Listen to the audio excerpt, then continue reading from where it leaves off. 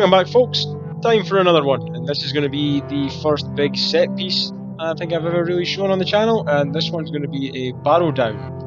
And to start off with this, you want to get your same foam base that I've used for most of the other stuff for this, the same 8mm insulation board, and then you want to bevel the edges of it and just cut off any little chunks, big long strips, to blend it in nicely with the rest of the table around it.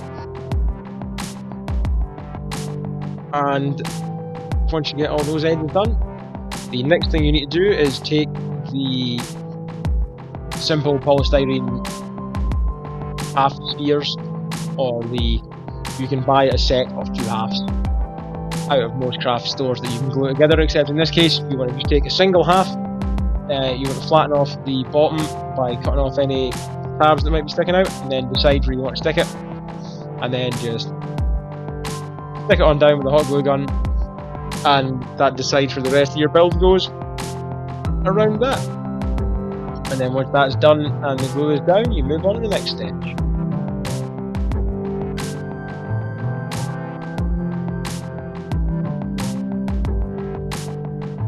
So stage 2, next part is go through your bits box, your offcuts, your small useful pieces, and half finished projects, if we're being honest. And take out some spare pieces that you don't think you need and will never finish on a project you've started and don't need anymore. And then use these to build the entranceway and door section for the side of this barrow, or burial mound, whatever you want to call it. And quickly measure, cut it out. There's an old arched piece that I'm going to use as door and repurpose, and just tidy up a little. And then build your doorway off some quick measurements. I will admit, at this point, I have to make a small confession. The footage of me building the actual doorway has decided to not wish to be part of this video anymore, and you will have to take my word for it. It's quite easy to build. Just frame it out really quick, do some pencil sketching on it, glue it together with a hot glue gun, and you're ready to go. By the time you blend it in with the rest of the base and mound, you won't notice if it's not the tidiest job you've ever made on doing anything. So stage 3 of this build, however, is adding some fine details. For this I'm using a pen. You can use pencil, or you can do it with a knife first and then expand the joints for a little deeper, more recessed, large details. But in this case I'm just going through with a pen, adding some stonework details for a path leading from the edge of what will be the doorway out to the edge of the piece. And I also detail the foam on the doorway, adding some brickwork around the doorway, the roof, and the other areas. And here is the finished door that I made earlier, in a true Blue Peter style, off screen. I've decided at this point that I'm going to remove the door that's on it to use the other door that I've pre-cut to add some depth to the doorway and add to the mystique a little. So I just take out that chunk, finish my detailing off with a pen and the knife, and then that is the doorway done and set aside, ready for the next stage.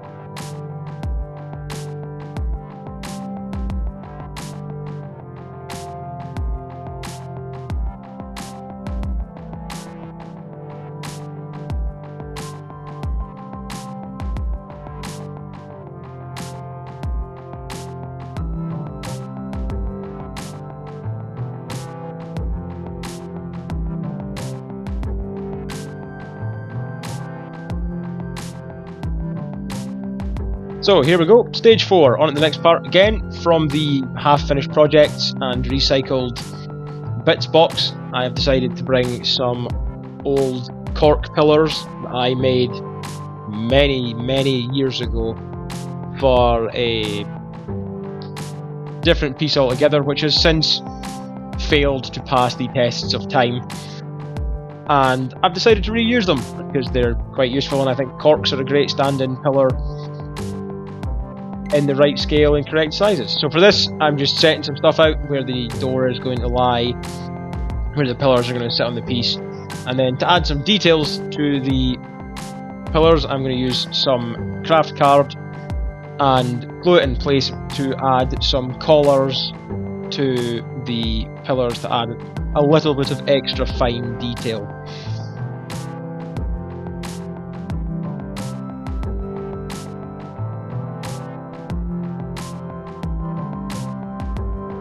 And for this, you just want to use some super glue, quickest and easiest hold possible, and just wrap it on round, just using the super glue to hold it in place. Give it a hold for a few seconds, and it should stick fine and well. If not, you can always bend the card in advance. You can either do this by holding it between two fingers and running it over the edge of the table, or running some scissors along the back of the piece to bend the card in a much more natural manner so it sticks a little better and puts up a little less of a fight while the glue sets and you hold it between your fingers.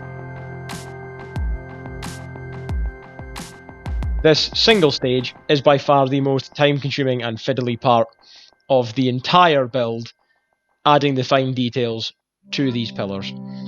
But in the end, I think it kind of comes out worth it and adds that little bit extra depth just to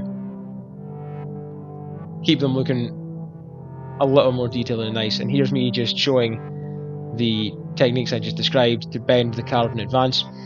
A piece of advice and a small warning would be, do not apply too much pressure while doing this, because if you're not using a very thick style of card, if you're using a thinner paper, it will snap in your hands rather than form the nice curve and bow.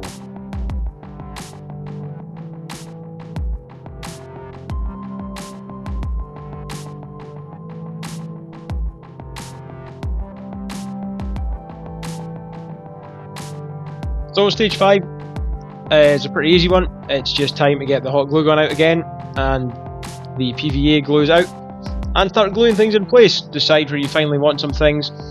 Add some extra old offcuts of foam here and there around the piece to add some filler to help blend the dome in a more natural way to the environment. And once you get all the bits and pieces you need to glue down, glued down, the pillars, the door that's been knocked ajar, any blending in pieces, you can move on to some more detailing of the piece. For this, we're going to use two kinds of small decorative stones you can buy from the florist section of your favourite craft stores, and add some PVA just down onto the piece around where you want some rubble to be, around some of the, in this case, the ruined pillars. We're going to add some large pieces, just place them in by hand, and as in where you want them, and then fill in around them with the smaller pieces of rubble just to blend them in a little more naturally. And then once that's done, you're going to set everything aside to dry before you move on to the next stage.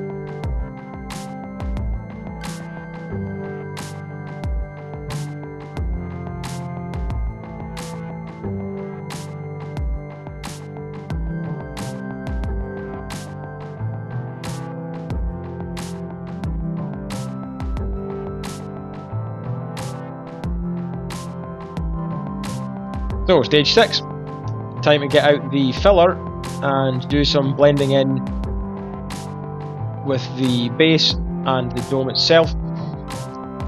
This is where you get a little bit messy, and in all honesty, the messier you do this, the nicer it looks in the end. Making a neat job of this isn't necessary, you're just using it to fill in all the gaps, blend the dome in to be a bit more natural and look like it's part of the landscape, rather than a very clean polystyrene ball you've just glued down on a flat surface. It doesn't need to be pretty. This is the longest part of the entire project. Waiting for the filler to dry is the most time consuming part, so what you want to do is just go around, make sure you blend in all the extra pieces you've added around as backfill to use before putting filler on top. Go around the door and the entranceway to make sure all the gaps on that, the back of that, are filled. And then once that's all done, set it aside for a good 24 hours and let all the filler dry for the next stage. I would say that if I were to do this again, I wouldn't use filler, I would use some other options, modelling compound, or quicker drying options than this, because this is the one stage of the project that really slowed the entire thing down and took it from a couple of days of a job to a full week's work to get the entire project done, with other work commitments around about the hobby time I have. So if you are going to recreate this or do it yourself in any way, I would suggest maybe not using filler on this level and scale.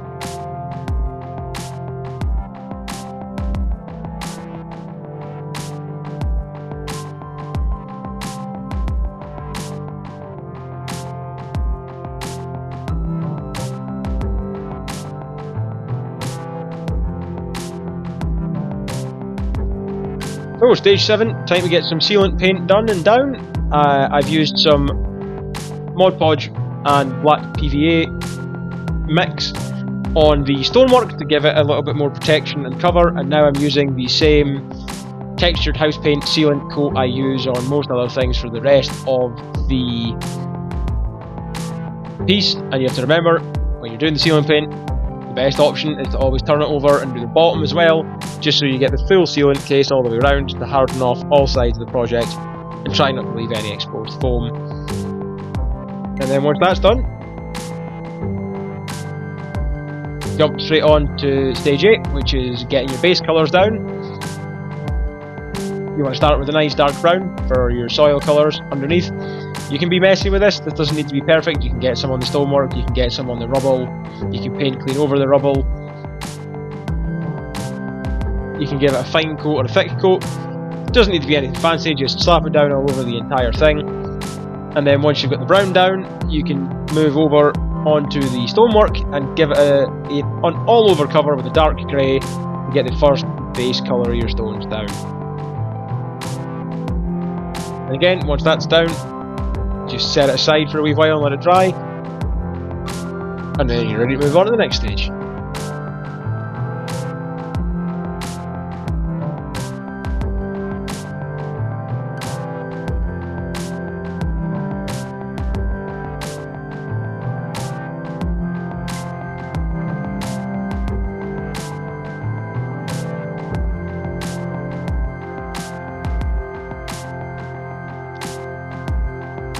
Stage 9, here we go.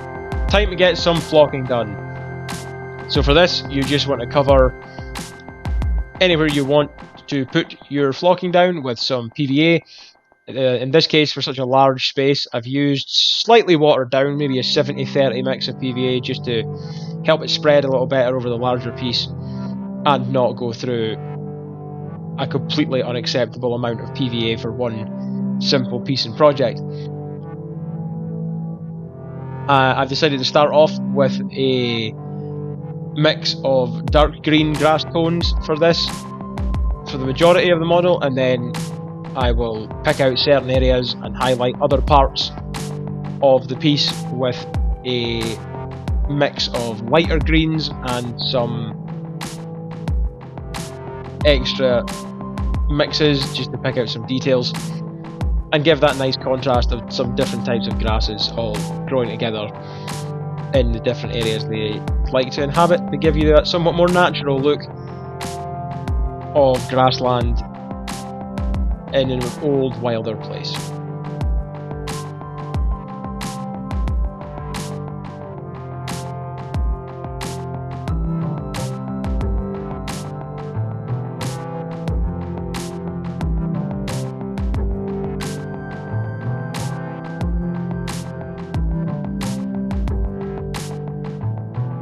And once you get all your flocking glued down in places, time to finish off the stonework.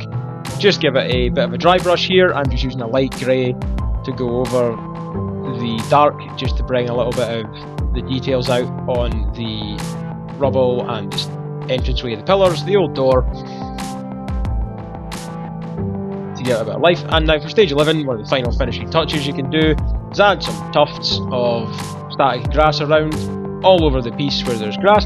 In this case, I've used some scorched brown Scottish turf that is brown from Army Painter onto the model just to finish it off, and then once this stage is done you can give it some sealant with a mix of watered down PVA and some varnish into the final stage, and then after that, as usual, there's a few glamour shots of it looking on the table of what your final build might look like, and I'll leave you to enjoy those. But thanks for coming, guys. If you liked the video, give it a like, leave a comment, you can always subscribe, and if you like it that much, remember to come back next week and bring a friend.